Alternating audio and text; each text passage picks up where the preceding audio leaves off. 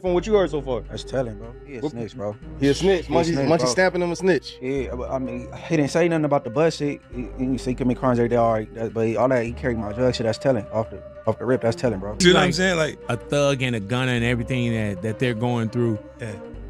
And you look at other people too, and you I said on the record, I said, I am not gang. Something to do with non-trade? No. Huh? No. Why did he have an opinion on my case? He doesn't like rats. He said he doesn't like Young Thug thought cracking slick jokes would save him, but it backfired. Fans are dragging him and rappers piling on too. Every day, a new leaked audio pops up, smashing his street cred even more. The loudest hit, that 2-hour 2015 interrogation tape, the so-called smoking gun. On it, Thug won't even sign off his rights, like he didn't want folks knowing he was face-to-face with detectives in that room. Thug told detectives he'd say anything, as long as the streets never found out. That alone proved he knew how bad it would look. And once the cameras rolled, he started dropping bombs. He threw Pee Wee Roscoe under the bus, claiming Roscoe carried Wayne's and stayed knee-deep in crimes. Then Thug laid out the money war between Wayne and Birdman, saying Birdman blocked Wayne's album and ducked the cash he owed, leaving Wayne shortchanged while Birdman spun lies. Thug even dragged Wayne's bars into it, quoting the line, "Birdman is an army, I'm a one-man army, and if that dude coming for me, I'm going out like Tony." But then he made it worse, hinting Roscoe pulled the trigger in Wayne's tour bus shooting.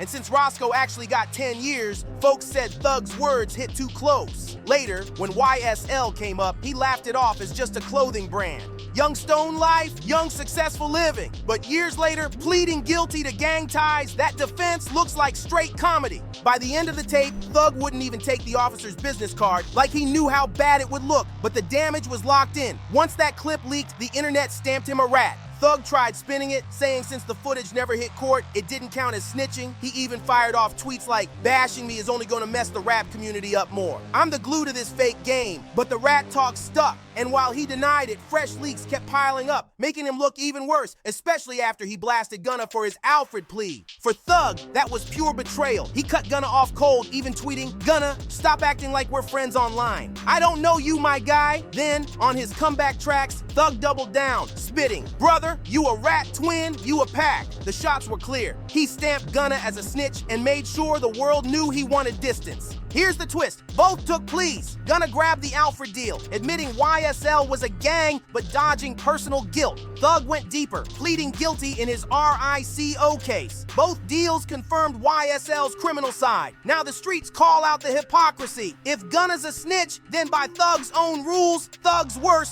or neither of them are. And while Thug mocked Gunna's viral "yes ma'am" moment, fans shot back, asking about Thug's 2-hour tape where he name-dropped Birdman, Wayne, and Roscoe. Suddenly, Gunna's words looked tiny next to Thug's breakdown.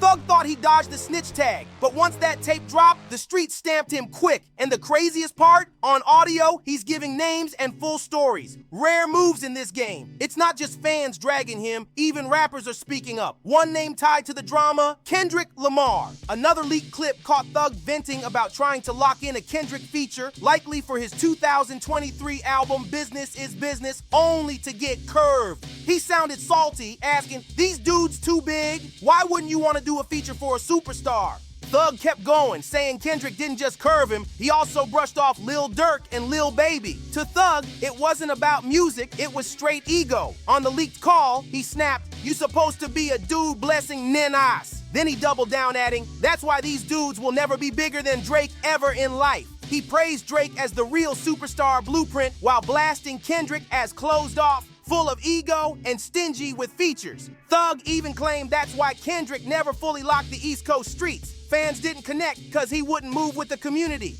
Thug even blasted Kendrick for working with Baby Keem, downplaying Keem's talent and calling it a wasted cosign. He felt Kendrick should have boosted heavyweights like him, Durk, or Baby instead. But that rant backfired, making Thug look bitter and entitled. Fans clapped back, reminding him Kendrick don't owe anyone a feature. And Keem is his blood cousin. Of course, he's putting family first. The wild part? Kendrick might have hinted at this tension long ago. On Squabble Up, he rapped, "Pipe down young, beef with him, and some beef in him." That's a lot of beef.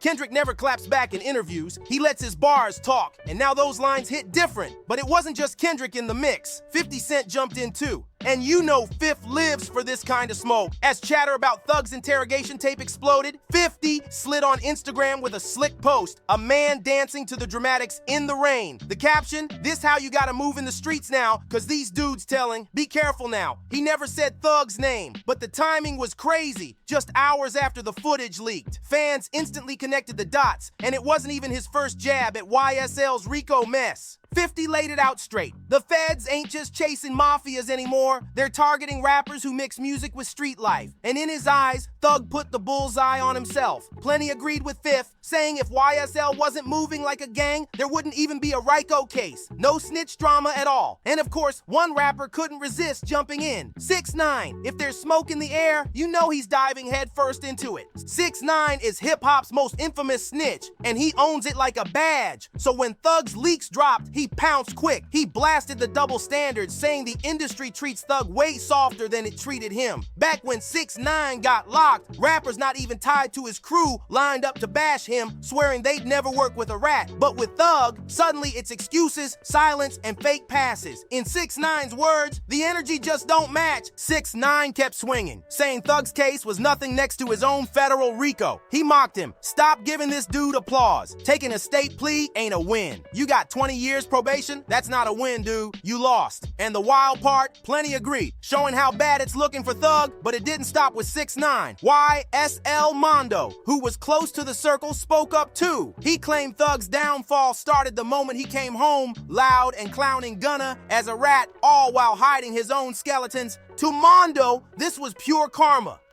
You have the right to call an attorney right now. You spoke for 2 hours.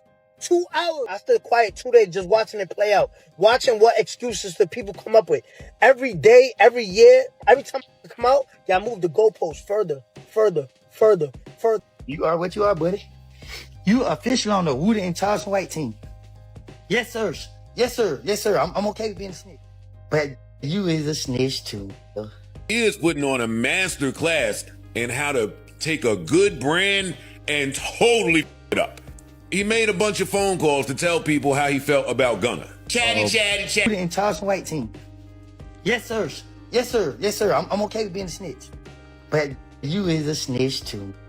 It's someone that comply with the government that's bargaining for their freedom when they have done something illegal. Man, a rat, a snitching, it's nothing selective. Thug painted himself as the anti-snitch while secretly doing the same thing he accused others of. And now it's biting back hard. Mondo even called out Pee Wee Roscoe, saying Thug had him brainwashed. Roscoe went on IG Live defending him, claiming a rat is only someone who cuts a deal once they're already guilty. By that logic, he said Thug wasn't snitching, but nobody bought it. Fans pointed out Roscoe did 10 years for the very case Thug spoke on, making his loyalty look more like blind devotion. Plenty weren't giving Thug a pass. Whack 100 and Munchie B, never once to sugarcoat, flat out said he was snitching. No breakdowns, no excuses. In their eyes, the second you sit with cops naming names, you're telling. And then came YSL Woody, the infamous witness in the RICO case, blasting Thug as a snitch too, saying he joined the same rat circle he once mocked. Woody even warned Lil Baby and 21 Savage to stay clear, claiming Thug would drag them down if he fell. Not long after, fans noticed 21 unfollowing Thug on Instagram, and the internet called it proof.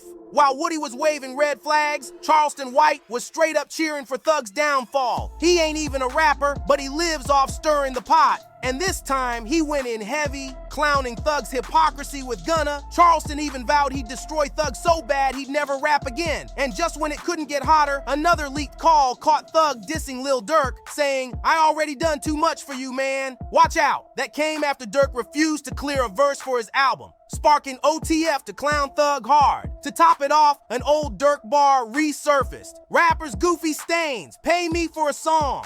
Fans are now saying that old Durk line was really about Thug all along. By this point, the heat on Thug isn't just about the snitch tape. People are calling him a narcissist who twists words, contradicts himself, and lashes out anytime someone else shines. In their eyes, he's turned bitter, jealous, and entitled. Some even believe his behavior cracked the unity Atlanta once had. For over a decade, the city ran hip-hop. But now folks accuse Thug of breaking that empire with his ego. The wild irony, even after Thug tried so hard hard to wreck Gunna's name, Gunna's the one winning. His album dropped and pulled solid numbers, with critics and fans actually rallying behind him. Some even claim Gunna's project outsold Thug's Naturally, while Business is Business only moved heavy thanks to paid streams. Now the tide's shifting, Gunna's image is slowly bouncing back while Thug's keep sinking. People are even comparing it to Meek Mill's downfall. Remember how Meek went overboard with his anti-6ix9ine crusade? He let the snitch talk overshadow his music, and it hurt his brand more than it helped.